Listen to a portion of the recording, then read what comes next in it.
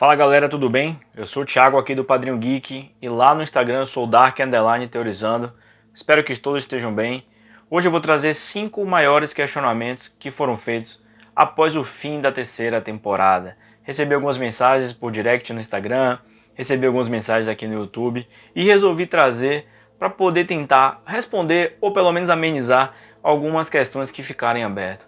Mas antes, quero agradecer ao meu amigo Lucas, lá do canal do Mundo Geek, que abriu as portas para a gente poder fazer uma live na sexta-feira e foi realmente maravilhoso, junto com o Projeto Montauk, junto com o Matheus Mendes, um arsenal de canais reunidos de alta qualidade, do máximo nível, falando sobre Dark, e foi uma experiência maravilhosa. Muito obrigado, Lucas.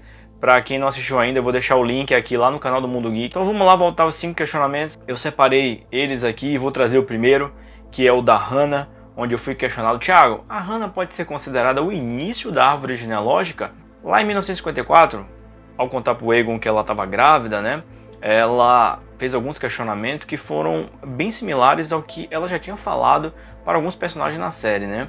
Ela sempre sofreu com a questão do amor, a questão de alguém dar a ela o que ela tanto precisava, o que ela tanto buscava na série, e até durante o diálogo ela pergunta ao Aegon por que algumas pessoas têm tudo e outras nada, por que o destino é bom para alguns e tão ruim para outros. Ou seja, o mesmo diálogo que ela teve com o Alexander lá na usina, e depois ela fala sobre que ela não precisa de ninguém, que ela está sozinha, que é o mesmo questionamento ou afirmação, né, na verdade, que o Stranger fez para ela lá na casa, né, dos Canvald, falando que ela não precisava de ninguém, que ela era sobre si, que ela só precisava dela mesma.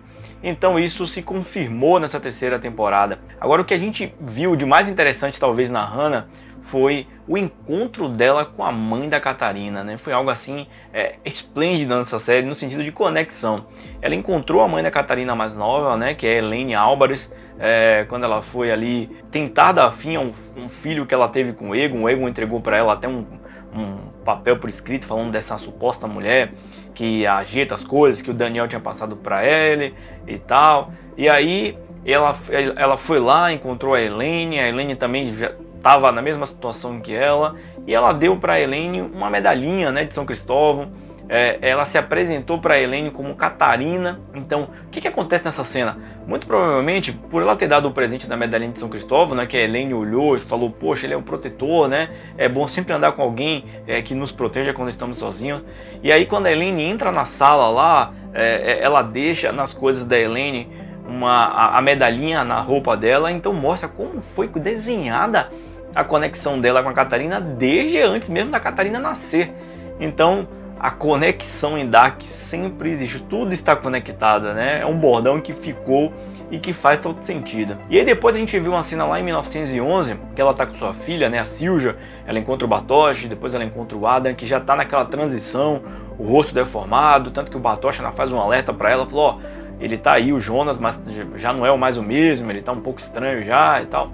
Então, ali, inclusive é uma cena forte, né, entre ela e o Adam, né, primeiro emotiva, ele ali demonstrando, parece que nenhum sentimento, ela apresentando a irmã dele, e depois ele dando fim à vida da Hannah, porque precisava mexer as peças, né, a Sil já não era daquele tempo, e ele sabia que a Hannah poderia atrapalhar ali os planos dele, e ele deu fim realmente na vida da mãe, e ali a gente comprova que o Adam realmente passou por aquela transformação, aquela transição de se transformar no que ele se transformou. Então fica aí, se a Hannah é mãe da Silja e a Silja é mãe da Agnes e do Hanno Tauber, né, que é o Noah, e eles estão no início ali da árvore genealógica, né, a Agnes e o Hanno, a gente pode afirmar de alguma forma que a Hannah é o palíndromo, né, o nome dela escreve de trás para frente, enfim, de qualquer lado. E pode ser que ela seja realmente um pouco dessa origem que tanto questionam, que tanto se perguntam. A Hannah está em todos os cantos, pode-se dizer assim. Vamos para o segundo questionamento, que esse talvez seja o mais doloroso para o Darkiano, para a Darkiana, que foi o Mikkel. Thiago, o Mikkel foi esquecido. A gente sabe que o Mikkel, na verdade, ele tomou a primeira temporada, né? Em alguns momentos ele deixou até o Jonas, que é o Luis Hoffman, meio que de coadjuvante, porque as referências dele ali foram fortes, né? Na primeira e na segunda temporada, a questão do Odin, do grande ilusionista, das frases de efeito, né? A pergunta não é como, mas quando, não existe mágica, apenas ilusão, as coisas só mudam quando nós mudamos, mas você precisa fazer isso escondido. Ou seja, foram ditas ali de uma forma que não fizeram talvez sentido efetivo para ele, mas que durante a série a gente foi vendo que alguns personagens fizeram total sentido com essas frases, né?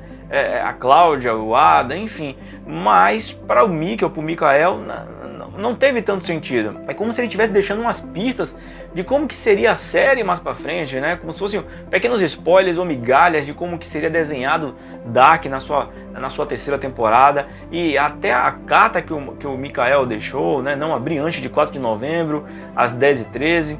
E a gente sabe que na Bíblia, Apocalipse 10:13 diz: eu sou o Alfa e o Ômega, o princípio e o fim, o início, o primeiro e o derradeiro.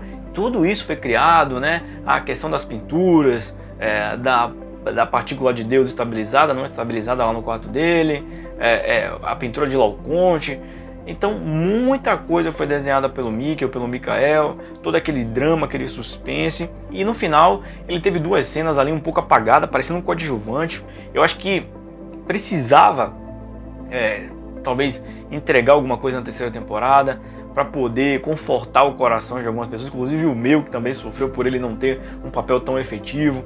Foram criadas diversas teorias dele ser o Adam, dele ser o São Miguel Arcanjo, e o Mickey realmente deixou um pouco de vazio nos nossos corações, mas a gente entendeu no final o que aconteceu, que tudo que o Adam falou era verdade, ele era só parte desse nó gigantesco e emaranhado que foi Dark. Bom, vamos para o terceiro questionamento, que é: quem era Alexander Kuller, Thiago? Quem era o Boris Niven, o Alexander Tiedemann?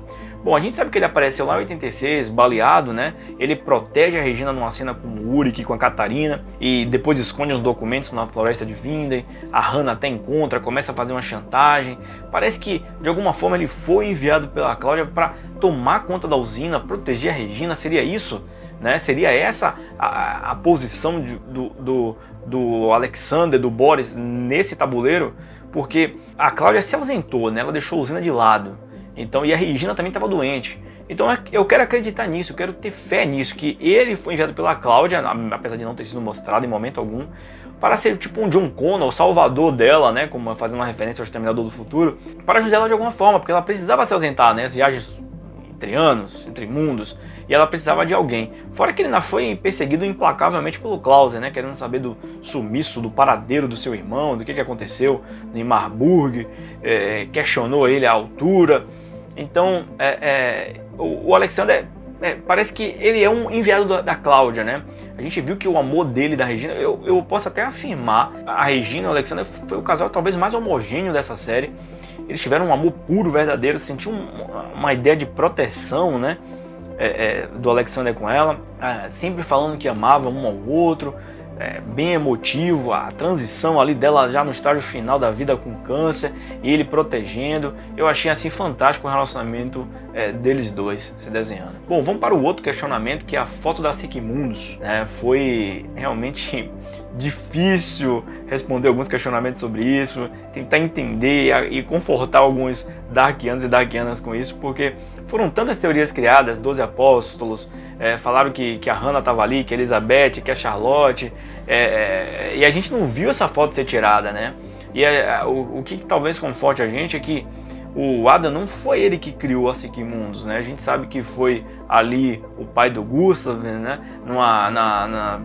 Desenvolvendo a ideia daquela filosofia de vida, aquela nova religião meio que secreta. O Gustav, que era o avô do Dunhaus, né? Aquele senhor cego. O pai dele passou a vida inteira buscando anular essas leis de espaço e tempo.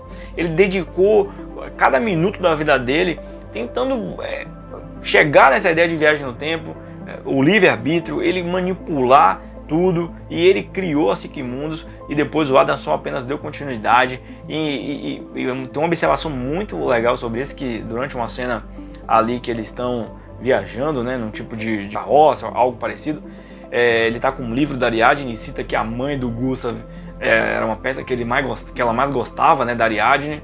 Então a gente viu isso tudo totalmente envolvido com a Marta, livro, quadro, celular, Então foi fantástica essa ligação lá desde 88, ou até antes mesmo, trazendo para o futuro em 2019 e 2020 essa ligação da Ariadne. Então a foto muito provavelmente não foi tirada porque quem era importante naquela foto era o pessoal da linha de frente ali, né? O Bartosz, o Adam, o Noah, a Agnes. Então é por isso que essa foto não foi tirada ou mostrada, né? Quem estava atrás na foto eram seguidores fiéis, gente que acreditava naquela ideologia e acreditava que a Sigmunds ia levar eles para algum tipo de livre-arbítrio, vamos dizer assim. Então é por isso que muito provavelmente essa foto não foi mostrada. Vamos para o outro questionamento, que é a Ariadne. Até que ponto a Marta foi Ariadne, Thiago?